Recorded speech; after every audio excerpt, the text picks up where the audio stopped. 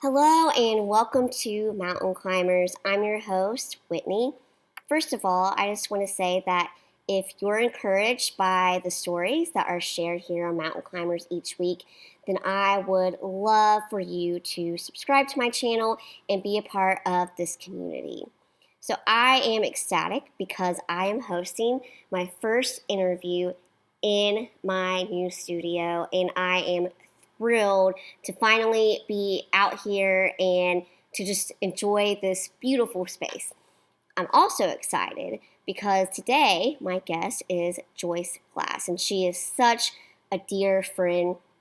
Joyce is a writer, an author, an editor, and a writing coach, and she absolutely loves what she does.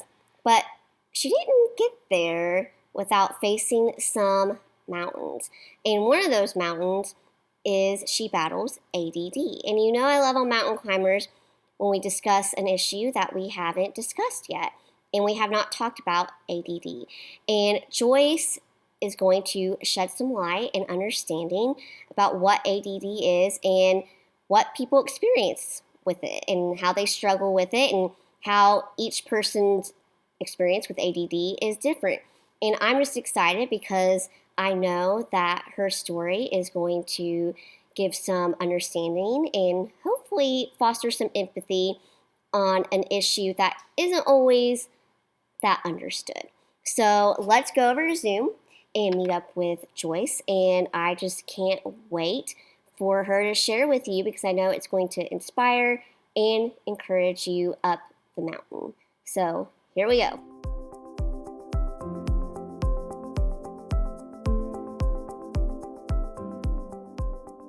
Hey Joyce, welcome to Mountain Climbers. Thanks, Whitney. I am excited to be here. Yes, well, I'm excited too for a couple of reasons. Did you notice you're my first guest in my new studio? Yes, and it is so pretty. I love it. Thank you. I am so excited to finally be here. It's just a huge answer to prayer because it took a while, but God just brought all the details together and I'm out here and exactly what I needed to be. So I am so excited.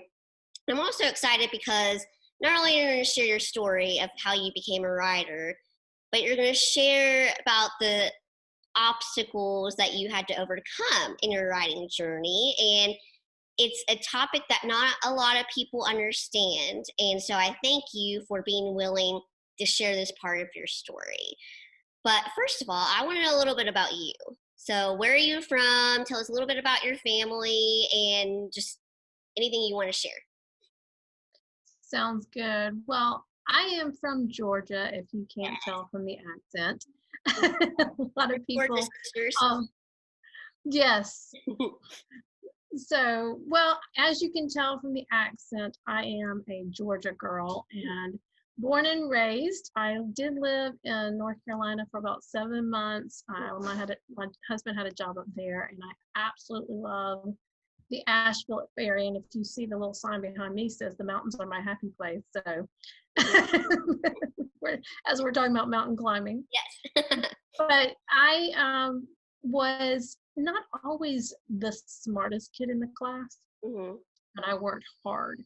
Yeah. I was your average A, B student, mostly B, and occasionally a C. Yeah. And that's when, I didn't realize this, and we're going to talk about this more later, that I had a struggle with ADD till I was an adult and my son was diagnosed. Yeah. But looking back, it made so much sense. Yeah. So, I always worked really hard because I didn't want to be known as the stupid girl. I wanted to be known as the smart girl. Yeah.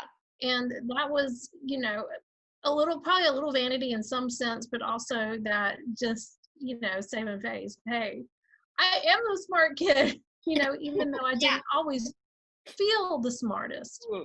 But I was always a creative kid. I loved music from tiny little girl and reading books. I always loved reading books, and my love for reading grew as I became older in high school and adult. And I had a friend in high school that introduced me to romance novels, and I was like, wow, this is cool. Yeah. It opened no, Of course, yes, 16-year-old girls, what do you want? You want romance novels, right? And of course, a lot of more historical fiction. Yeah. And then I was married at 20, and we had a son when I was 27, and he has been it was one of those things. I was so happy to be a mom because I wanted to be a mom so Yeah. bad. And I did want more children, but that is not what God had in store for us. So we only had the one. Yeah. He is awesome. He's 23 and married, and him and his wife live not too far from us, about 2 hours from us. And they actually got married here at our lake house, and so that was fun but very exhausting. Her mother and I collapsed the next day Yeah. because I'm sure. they gave us all of 5 weeks to put the wedding together, so that was crazy. Surprise! We're getting there. Yeah, In 5 but as far as my career, I liked so many different things. It was hard for me to figure out what is the one thing I Yeah. really want to do. Yeah. And one thing that I've always loved is teaching. And I went to school, college, to be an elementary teacher, Okay.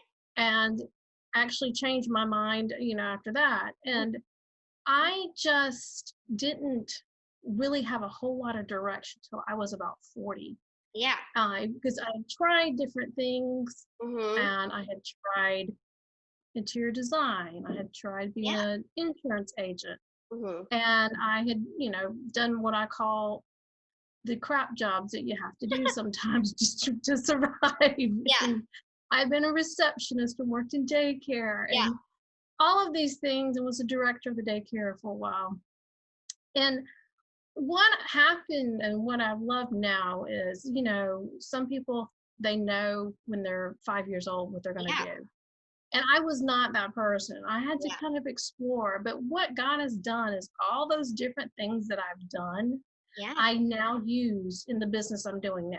Yeah. Which we'll get Each to that. thing, Yeah. each thing taught me something. Mm-hmm. And here's the funniest one that I thought about, just in the past couple of years. I'm a speaker, as well as, I do videos and teaching and all of Yeah. that.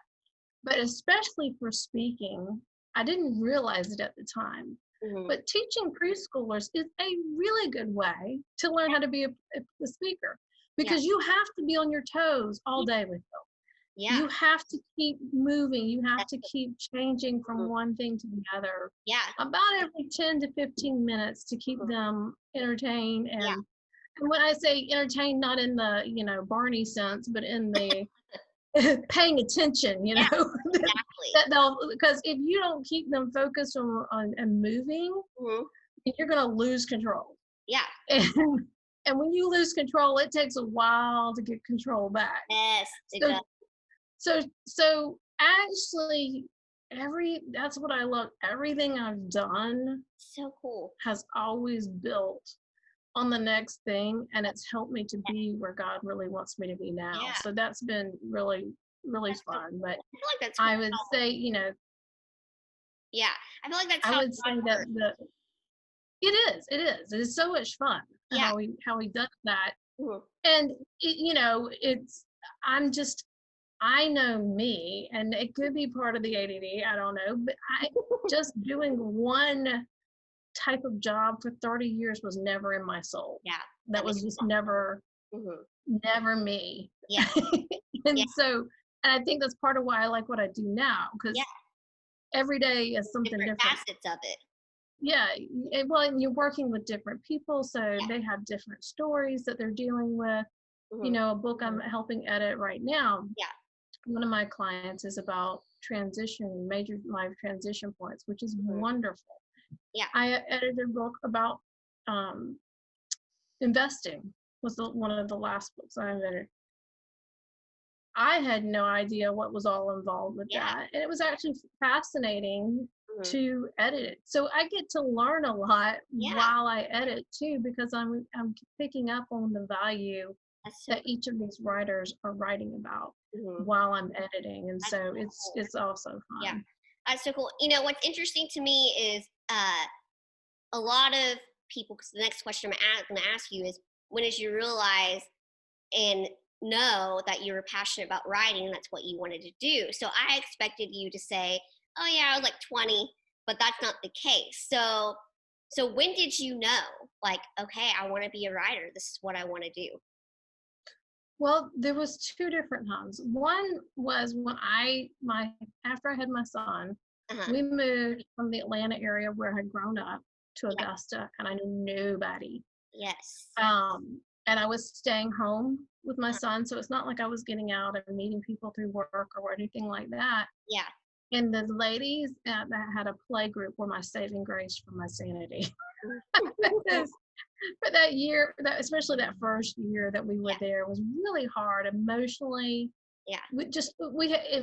There's like 7 major life transitions that you can have, and we had 6 of them in that year. Oh, We bought a house, sold a house. My really? husband started a new job. I quit work, had a baby, and we moved. Yeah. You know, You did all the all negative things at once. exactly, and it was mind blowing. And so there was a lot I had to start processing Yeah. because there was a lot. I had been working so hard and for so long because when we were first married, we were both working and going to school, Mhm. and then my husband did a master's degree, and then once he finished that, it took about another year before he found this job that moved us to Augusta. Yeah. And through all of that, I had just been kind of like racing through life. And Mhm. when I went and stayed home with our son, which I was very adamant about, especially after working in daycares, I Yeah. wanted to be there for him. Yeah. That was important to me. Mhm. Um, it was also like my life came to a screeching halt in some ways, that life as I knew it. Yeah. And I didn't know who I was. I Yeah. didn't know, like, okay, I was like, okay, who am I? What do you want me to be? Mhm. God, where do you want me to go? I'm like, I knew I wanted to stay home and raise kids, but I was Mhm. thinking after, being there for about 6 months, my mind was like, we need something to do. Because cleaning house and wiping heinies is not doing it for me, okay? Yeah. Need something And fulfilling so and meaningful. yeah, so I started digging into personal development then, Mhm. which also got me exploring my own, what I was good at, what I wasn't good at. Yeah. And that's when I started journaling a lot to journal that. Then I realized I really liked writing, and I joined a writing group Mhm. in the area. And that was another sanity saver for me because I needed something to inspire my brain. Yeah. I loved being home with my son, but I needed something to challenge me intellectually as well. Yeah. And that's what writing did for me. And so I wrote some short stories, and it was fun. And then somewhere in there, I took a decade detour, and I was interior designer for about 9 years. And I absolutely loved it. Yeah. Learned a lot. And again, that was a business that really helped me Yeah. with working with clients one on one and color and Mhm. balance and all of that I learned doing that. And but in 2008, when the economy crashed, guess what? People really weren't interested in interior Agree. design, especially in the area I was in. But even I heard, like Buckhead is a very affluent area in Atlanta area. And there were interior designers there closing Yeah. their shops and going back to work from home because it was so bad. And when I heard that, like a couple of years later, I was like, okay, it wasn't just me. Yeah. it Make you feel better. was, yeah, it was the industry. It was just the industry. It was what happened to the industry at that time because of the economy. But then I'm back to, okay, well, what am I supposed to do? Mhm. And a guy that I went to church with, he owned an insurance agency with New York Life, and he's like, well, why don't you come talk to me about being an agent? And I'm like, never thought of that. Could be interesting. And so I went, and there were parts of it I liked, and there were Yeah. parts of it that just weren't me. Yeah. And I tried for 2 years. I did really well the first year, and the second year I really struggled. In the last 6 months I was there, I don't remember crying and praying as hard as I ever did then. Because at that time too, what also had happened with the interior design, I had bought a store in 2007, I think it was, Uh-huh. um, and went into a lot of debt to open and run the store. Mhm. Did not handle that well at all. And Yeah. when I was done, I was left with a ton of debt, and my minimum credit card payments Wow. were as much as a house payment for a big house, and so everything I made almost was going into paying credit card debt, trying to get out of debt. Yeah. And so that was part of my struggle, was I needed money to pay this. My husband, he had lost his job at that time, in '08, and for about 6 months didn't have a job, got another job, didn't pay as much. And so there was no like, okay, I'll just use some of our money to pay my bills. There was none for that to do that. Yeah. And so we were strapped financially, and it caused a lot of stress on our marriage and Sure. just emotionally. Mhm. And I remember praying, like, God, if this is not what I'm supposed to be doing, show me what you want me to do. And I prayed that prayer for 6 months and through a lot of tears, a lot of heartache. And in May of 2010, God really had the light bulb moment. I call it my come to Jesus moment. I was Yeah. listening to Dr. Stanley. He's a pastor of First Baptist Atlanta, Yeah. who I think he just recently retired. He's like 80 something years old. Wow. Yeah. But at the time, he was speaking to high school seniors who were getting ready to go off to college. And he was telling them, when you are trying to pick a career path in a major, think about what you're really good at, because God wants you to use your gifts in your Yeah. business. They're not just something that you use on Sunday Yeah. or on your off time. You can use them when you work. And he said, I want you to think about what is it that lights you up, and that when you do it, you lose all track of time. And it was like this light bulb went off, and it said, it's not New York life. you know, and and I realized, I said, well, what do I really love? And it's like, I love to teach, I love to write, I love to speak. Those are the things that I really absolutely loved. Yeah. And I started figuring out that night what I had to do to transition out of that business, because it is a commission-based business. So you're like building your own little Yeah. clientele. So it's not something you can say, hey, I quit. Yeah. You Yeah. gotta move stuff around, and there's a process to get out of the business.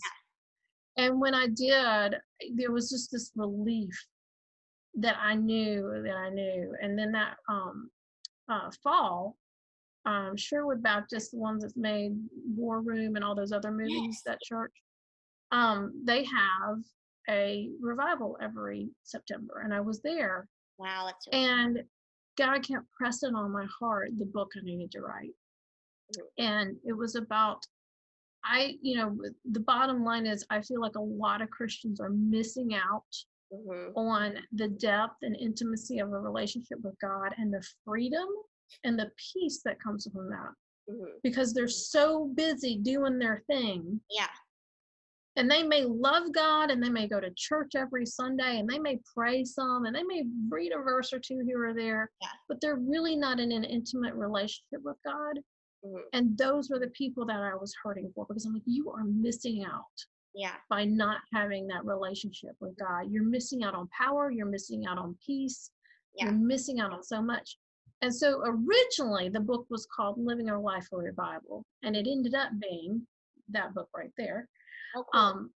I Need God Daily Downloads for Your Heart is what it's called. And I'm actually just started yesterday, because I've been planning it.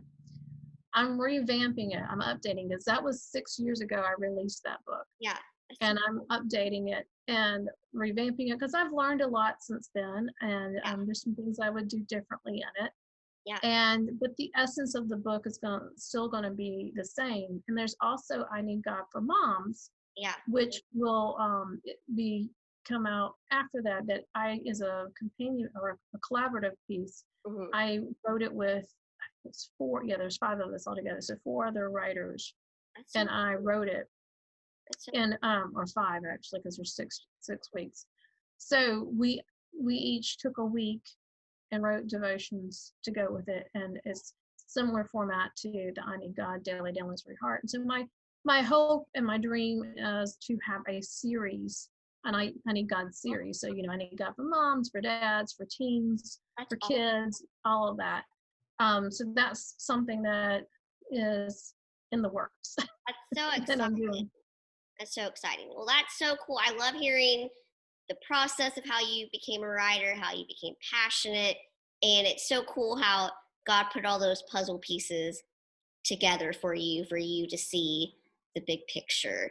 But I kind of Yeah. want to segue into something that you've kind of struggled with that we've talked about, ADD. And just recently, I saw your post about sharing that you have ADD, and I really appreciate you being willing to, say I have that, because anytime we can help someone else not feel alone. I mean, I feel like that's why God put us on this earth, is so we can tell Exactly. people, if I can make it to the top of my mountain, if I struggle with this and I've overcome it, then so can you. So, you Mhm. talked about having ADD, and I would just love for you to explain what ADD is and how it affects people.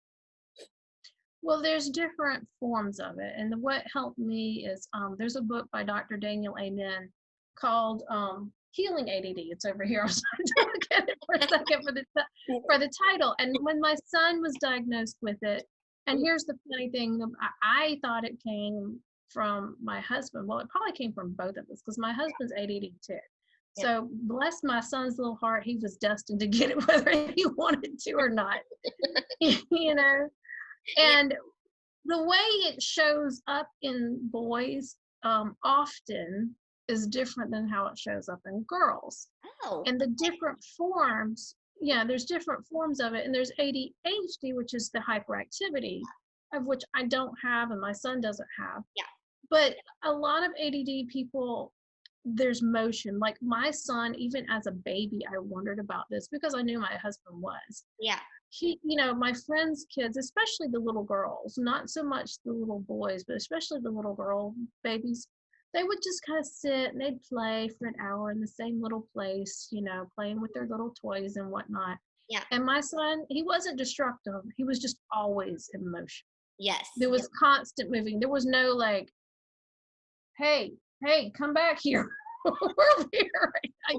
There was no just like sitting in one place and Yeah. relaxing for a few minutes. Yeah. It was, and so when I understood him, I learned how to keep him active and Yes. keep it fun for him. And Yeah. especially the older he got, the more he wanted to be outside. Mhm. That was always a good thing. And that's when I got into gardening because he was outside and A new I house. was looking at the yard going, some flowers would look really good out here. And so he would play, well, I played in the dirt and he played with the dirt some. And so we had a good time. Yeah. But, and see, there's ADD. That's a perfect example for you. I went from me to him back to, um, but for me, like I had mentioned earlier before we started recording, Yeah. ADD is different for different people. Yeah. And for me, it can mean that I'm also can be very hyper focused Mhm. at times on things. And when I was talking about school, my struggle in school wasn't hyper focused. It was being able to understand concepts and stay focused long enough to understand them. I Mhm. need things broken down, and that's what I've learned, Yeah. through the years and as an adult. If I can break things down into smaller pieces, and that's what I do for my Yeah. clients, and then make it the baby steps, and Mhm. if I can figure out the baby steps, that's how I climb the mountains. That's how Yeah. I get from one place to the other is Yeah. baby steps. Because if you look at the project of a book Mhm. and you think about a book, Yeah. that's a gazillion steps, okay, to Yes. write a book. Mhm. And it can be overwhelming. But if you start with chapter one Yeah. or a topic that you're passionate about, Yeah. and then how can you break that topic down? That's what I've had to learn to do as an adult with everything that I did. Taking care of the house, Mhm. paying the bills, Yeah. you know, scheduling my time. Yeah. And, when my son was younger, dealing with, okay, his schedule and my schedule and Mhm. anything else that we've got going on. And so ADD is essentially you're, and typically, this is the other thing that if you wanted to read about this some more, Mhm. typically an ADD person and ADHD people are highly intelligent people. Yeah. it's not that they're not intelligent people, and a lot of them can suffer in school because they're not given the help or the tools to help them accomplish the things they Mm-hmm. need to do. Is that they get bored easily, and that's part of why, talking about me being in different industries at different times. Yeah. Part of it is like, oh, okay, I've accomplished this. Let me do something else, and it is. I'm tired of doing this, or I don't like this anymore. Yeah. Let me do something else. Yeah. And that's where, with what I do now, because like we were talking about a minute ago, different clients bring in different aspects they're Mm-hmm. doing. I'm not editing the same type Yeah. of thing every time, and it's not the same type of content. So it keeps my ADD brain entertained. All right, it's something different we got going on here, And then I've got the podcast that I do, Yeah. Yeah. and I interview different people on the podcast, Uh-huh. and so it's ADD.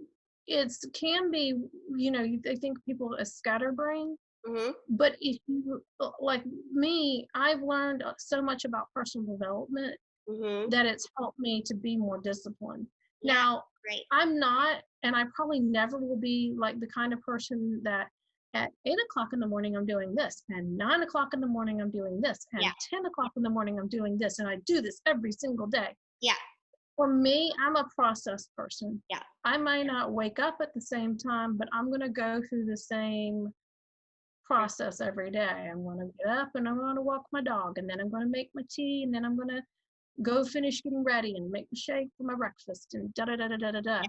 And I'll go through the same steps every day Yeah. in the similar order, unless, like today I'm having this interview, Yeah. and I haven't had a chance to have my quiet time yet. So guess what? I'm going to have my quiet time when I'm done. So I'm Yeah. flexible. Yeah.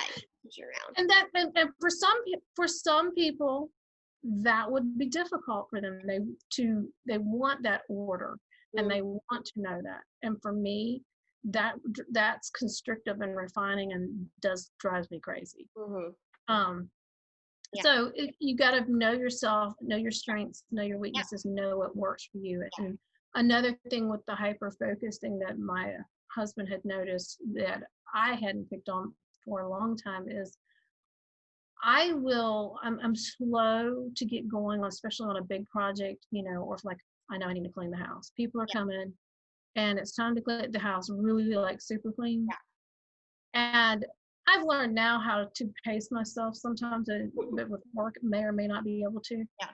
And I'm slow to get going, but my husband said, when the freight train gets going, you better get out of the way because you better be helping or just stay out of the way, because I'm going to get it done. And I notice I'm that way with a lot of things. It's like, it may take me a while to ramp up the energy to do what I need to do, but once I'm going, then it's like, get out of my way, I'll get it done, because I want to get it done.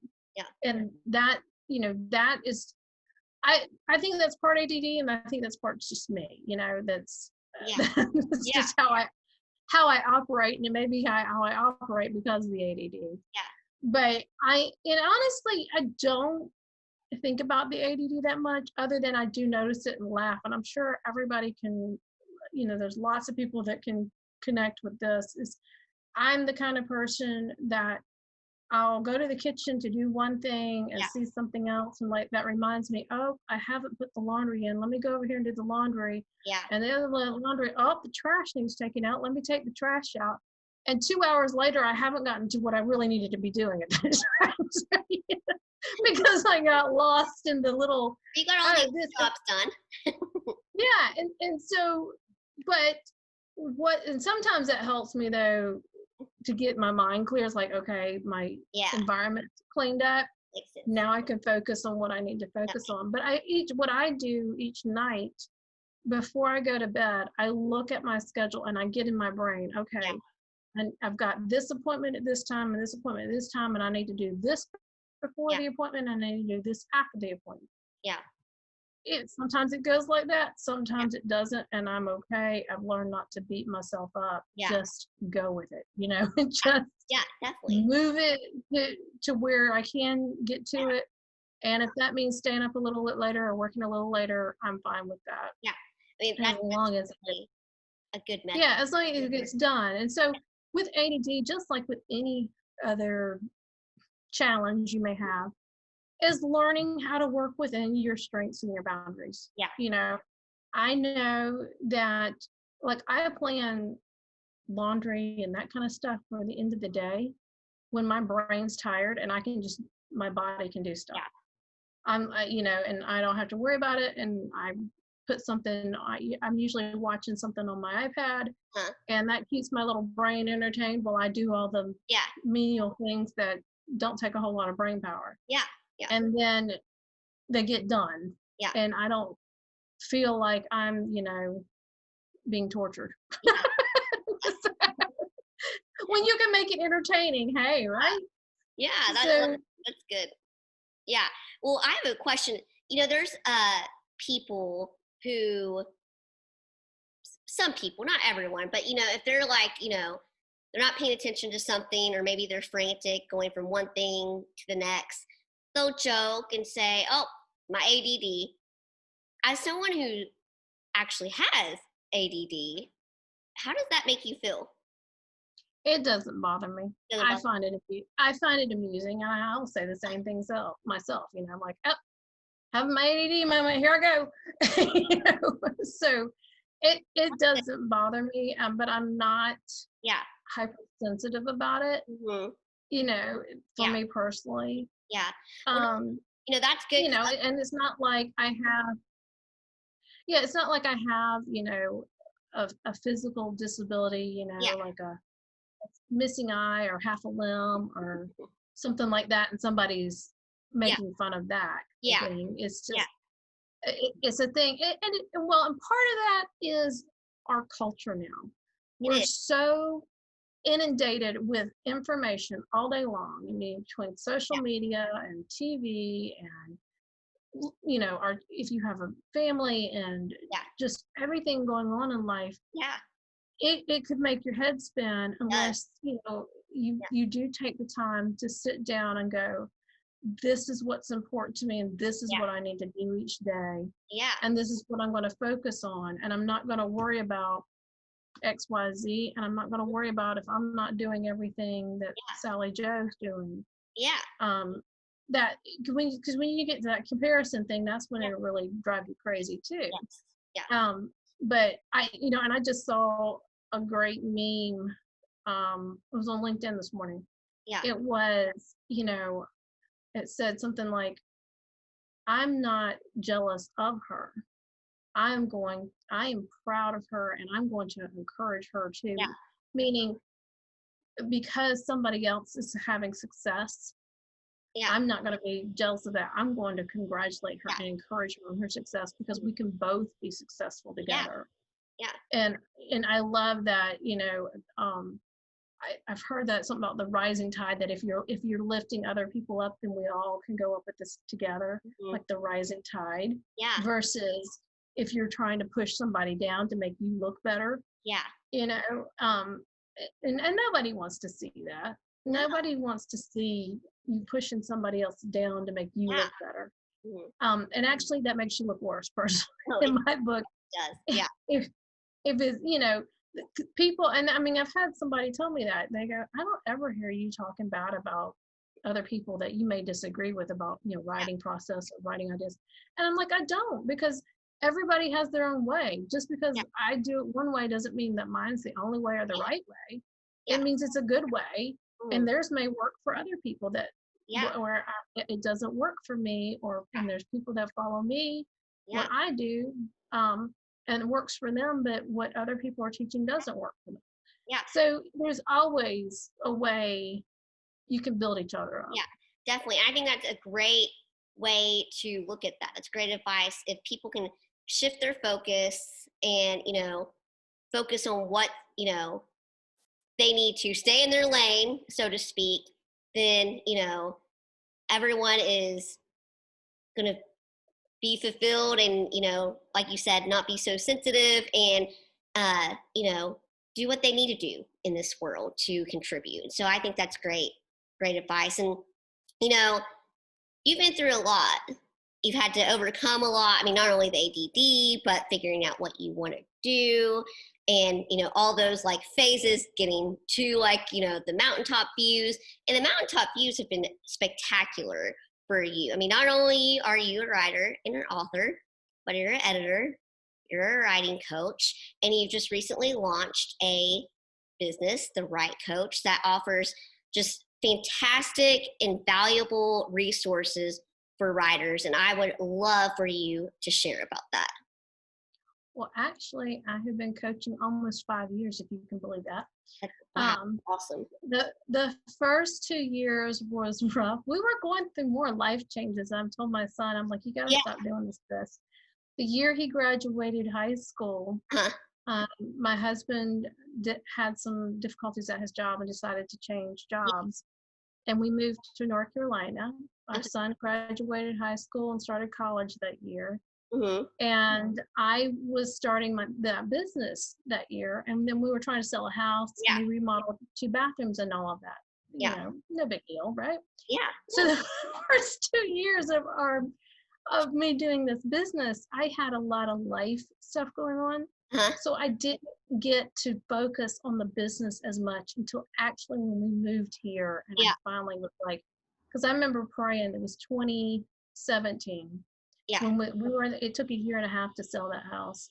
Wow. And it's the area. It was just not an easy area to sell. Well, first of all, it's an older home and a little bit nicer home than most in the area. And so it took a while to sell because there's just not that many people in that area that could afford it. And so we did finally sell it, and it was a very long story I will not get into, but it was tough selling that house. And there was things that happened on this end that I was like, Lord, just get us here. And I remember praying in 2017, like, I just want a normal day.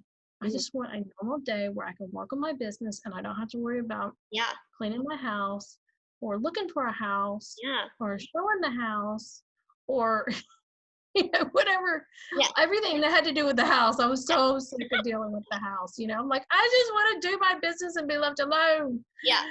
And finally, I was able to, when we finally got moved here and got settled in, finally was able to focus. And I remember many a day, just like, thank you, God. Thank you, God. It's a normal day. I can just work and focus on my business.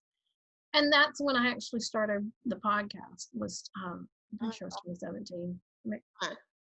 Yeah, it's 2017, I think. Somewhere in there, 2017, 2018, I started on the podcast. And all, each thing has built on the next. Yeah, that's kind of been the thing of your life. It has. And that's where you've got to look at your life, and no matter what you're trying to achieve, it's not going to happen all at once. I always love the analogy of athletes. Olympic athletes do not become Olympic athletes overnight.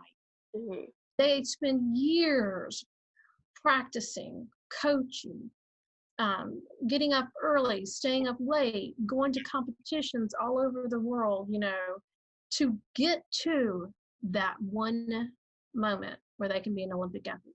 Yeah. But they don't just wake up one day, guess what? I want to be an Olympic athlete. I'm going to go think I'm going to try that. Yeah. It doesn't happen that way. And that's why the same thing for a writer, an entrepreneur, anything, any endeavor that you're trying to do that takes time, give yourself that time and give yourself that grace and learn. You're going to have to learn from coaches, mentors, listen to podcasts, read books, go to conferences about your topic. Because I know that this isn't just writers who listen to this. Yeah. Whatever it is that you're trying to accomplish, you want to become excellent at. And the only way you become excellent at something is by doing it. Yeah. And so the same thing with a writer, an athlete, anybody. It takes time to build up that writing muscle. It takes time to learn the craft. Yeah. And it takes time to learn the process, because there's a lot that goes into writing a book. Don't let that scare you off. Learn the process. Don't be afraid of it, because well, I'm just me and I can't do it. Well, no, if you talk like that, no, you won't do it. Yeah. But if you look at it as, I mean, for me, it was a calling. And for a lot of people, they have that message that's welling up within them. They just got to get out. Yeah. And if you feel that that's you, that you have a message you want to get out, then learn.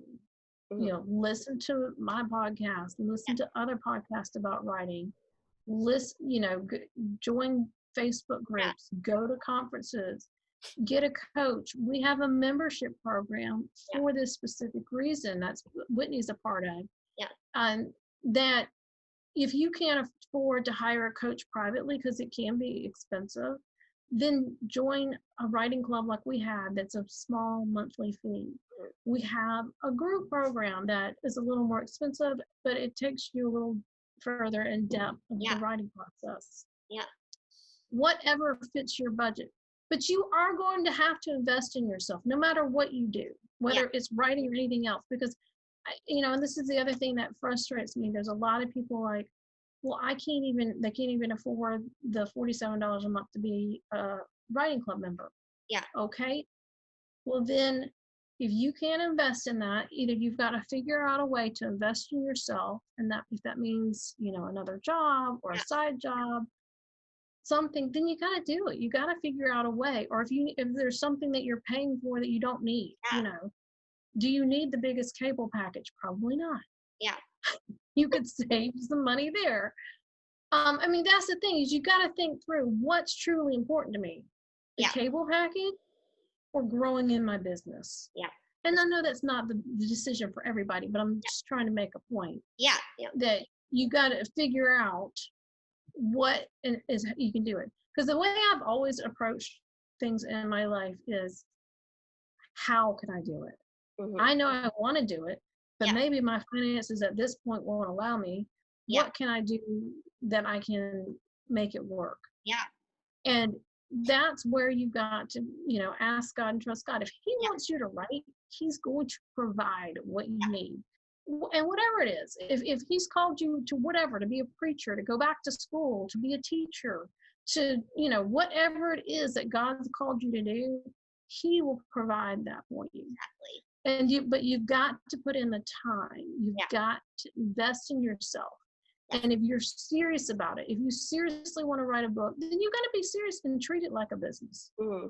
And you got to, and businesses don't grow without investments. No. If you don't put anything into it, you're not going to get anything out of it. And so that's my, my PSA for today. That's what you show. There you go. If you want to accomplish something, you got to invest in yourself. To do it, however it is that you need to do it. If it involves going back to school, then go back to school. I met with a man recently that he worked, I forget what kind of job it was in LA for a long time, and he retired. It may have been like emergency management, but like he did something on the admin side or something. I don't remember.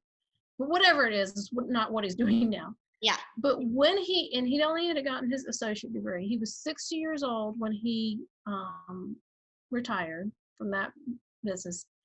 And he went back to school and finished his bachelor's and got a master's degree. His uncle encouraged him to do that.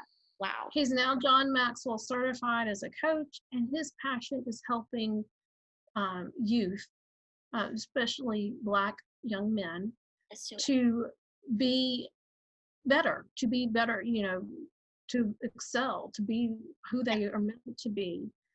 And whatever in providing for them, to being a mentor, because there are a lot of Black young men who do not have healthy men in their life. Yeah.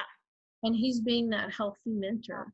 And I am just astounded at that, because who at their right mind at 60-year-old would go back to and put themselves through all that to help people, Yeah. And he didn't have to do that, but it benefited him, and it's benefiting what he's doing now. And he's a role model for these men who are young men who are becoming men, Mm-hmm. And, so let that be an inspiration to it. And don't think, I had somebody who I thought she was older than she was when I met her. but she was only 40 when I met her. And she said, "Oh, it's too late for me to do anything." Yeah. No, it is not. I met her when she was a waitress at a conference I was at, and it was at a resort. So we went to the same place to eat. There were like 2 or 3 places you can Yeah. go eat. And so we went to the same place to eat almost every day for lunch or dinner one. And I would see her almost every day. And Yeah. the last day we were there, I had this conversation with her. She has now written, I think, 7 romance novels. Wow. That's so cool. And yeah, and she's worked on some other things, and it just makes my heart sing that she didn't give up. She had given up. Yeah. Well, her father had died, and that had caused a lot of pain, and she stopped Makes sense. doing a lot of things that she loved. Yeah. And she just thought she was done at Yeah. 40. And I'm like, oh my goodness, girl, no, you are not done. Yeah. You've got so much more Yeah. life left. Why not live it? And Yeah. so do what you can do, Yeah. but take those steps. Yeah. And it's going to be hard. Yeah. Nothing that I have done over the past 5 years or of the 50 years I've lived Yeah. have been easy. There's nothing that's been handed to me like, hey, Joyce, you want to be a writing coach? Here you go. It's Yeah. all going to work out just perfect. Yeah. No, I've worked my tail off for this because it's what I love. It's what makes my heart sing. It makes me happy to help people. Yeah. It feeds my soul because it's what I was meant to do. Yes. And when you figure out what you're meant to do, and it may take till you're 40 to figure it out, like me, it may take till then, and that's okay. But when you seek God, He'll show you. He'll show you what gifts and talents you have that you can use and you need to be doing to inspire other people. Yeah. And the cool thing about what I'm doing now, because when I first got the calling to write, I thought I'd be more of a Beth Moore kind of person with devotionals, and I go out and speak and that kind of thing.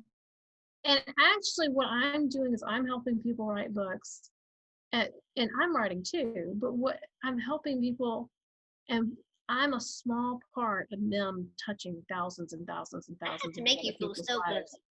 Yeah, and so it's not just what I'm doing. Yeah. It's what I'm helping people do that is reaching further than I could ever do on my own.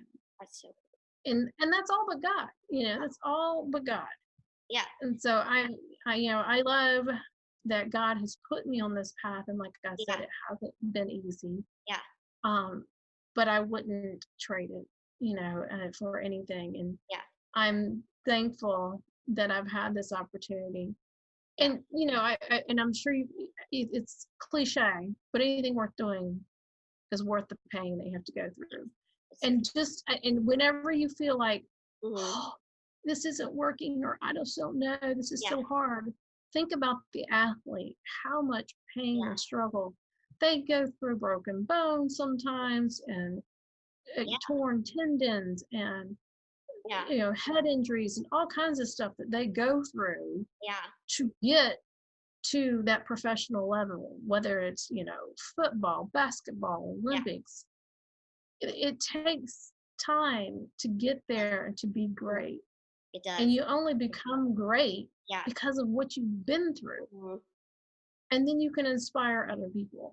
Yeah, that's so true. And what you said definitely resonates with me, and it's what we're all seeking, what we were put on this earth to do, what we were meant to be. That's what we're all trying to find. And don't stop until you've found it, because you're not going to find true fulfillment until you figure out the purpose God has for you.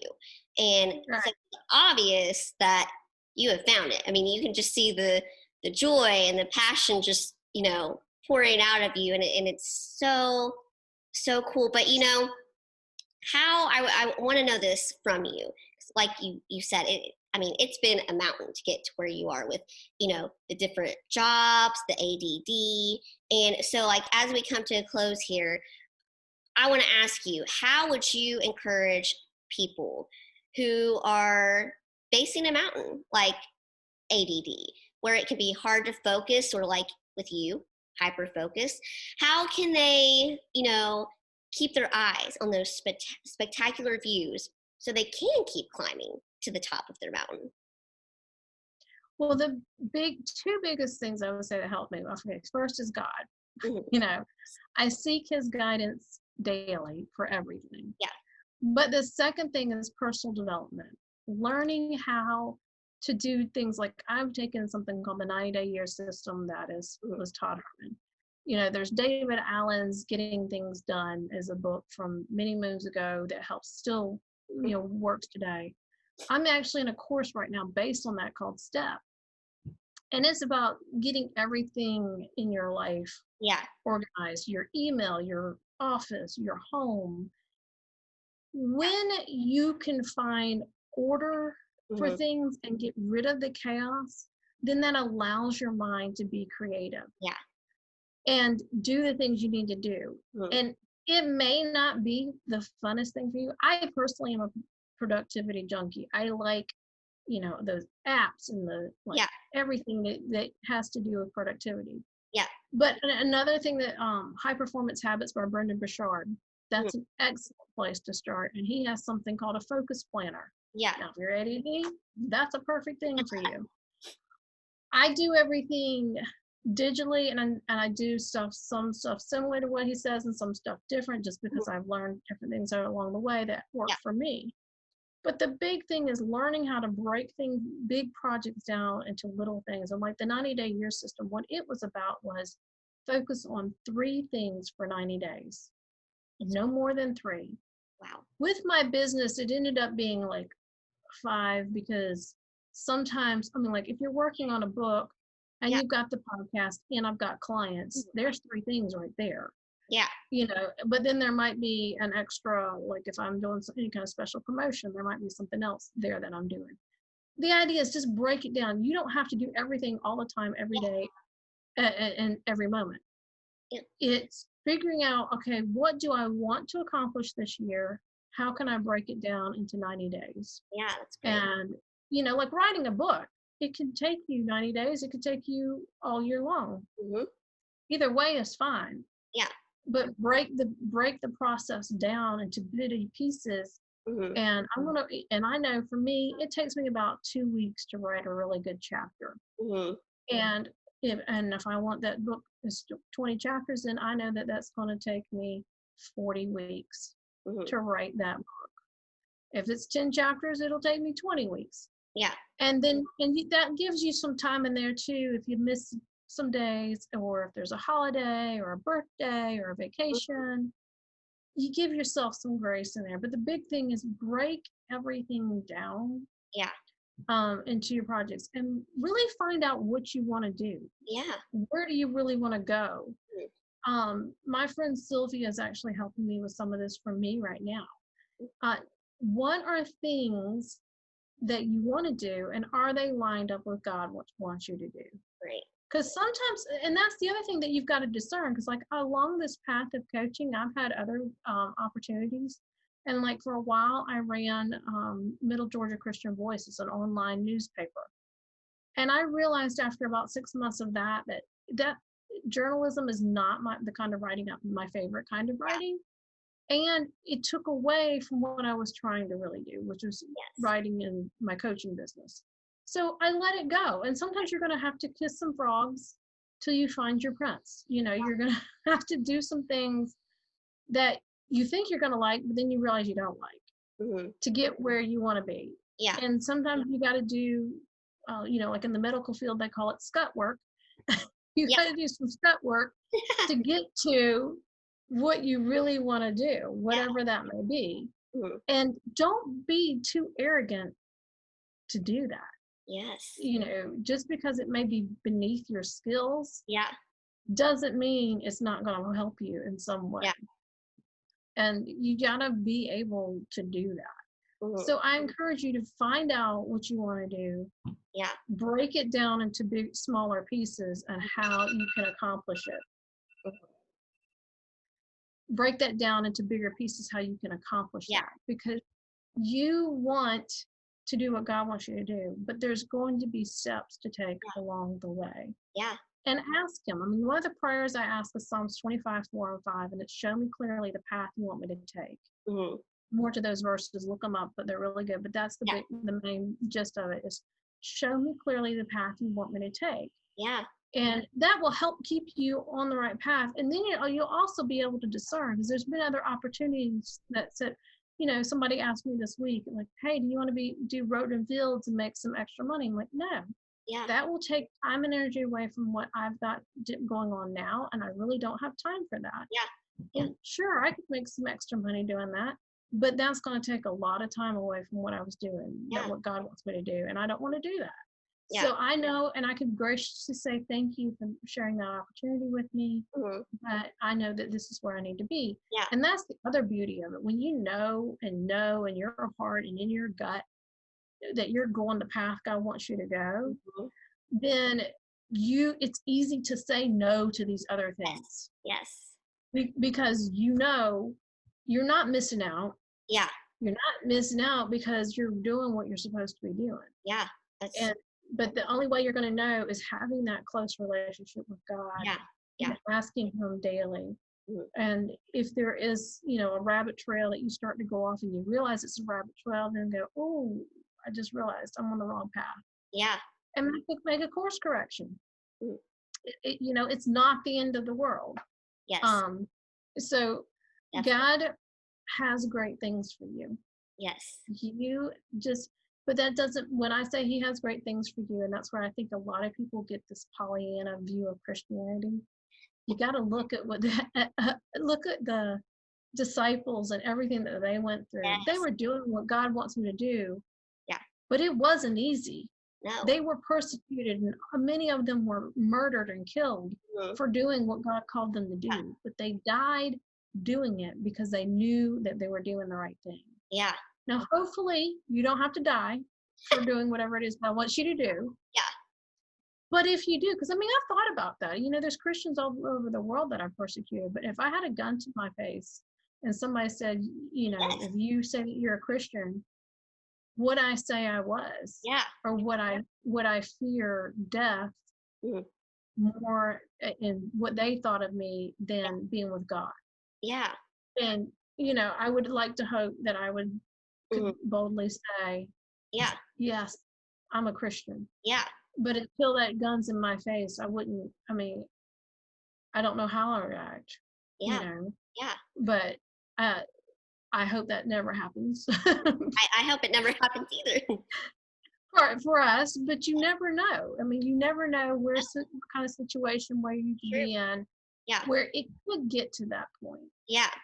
But if you know in your heart you're going the path God wants you to go, and you know that it may not be easy, and there's going to be times that you're looking at God like, okay, yeah, this is the way you told me to go, but things aren't really going so good. So am I doing the right thing, or is this just a part of the process? Yeah. Sometimes it's just part of the process.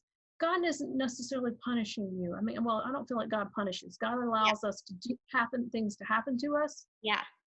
And it's usually for our good. And it's not necessarily because we've been a bad person and we've done something bad. It's because we're doing things for him, and the enemy doesn't like it. Mm-hmm. And know that. And that's where you got to be aware. Mm-hmm. The enemy's out there. Yeah. And more, and I tell especially my Christian authors, I tell them, if they're writing something deeply spiritual, I'll say, have a prayer covering, because good advice. Anytime that you are doing something for God, the enemy is going to find a way to discourage you, to hurt you, to discredit you. Yeah. And if you don't have that prayer covering, it's going to be bad. Yeah. And is going to, because Beth Moore talks about this, and she's the first one I ever heard talk about this. Mm-hmm. And I had something similar happen to me when I finished that book, that I was attacked by the enemy, and I was surprised when I look back and realize that was the enemy. Yeah. Oh my goodness, that did that. And I fell for it, hook, line, and sinker. And I was shocked at myself. I'm like, how in the world How in the world?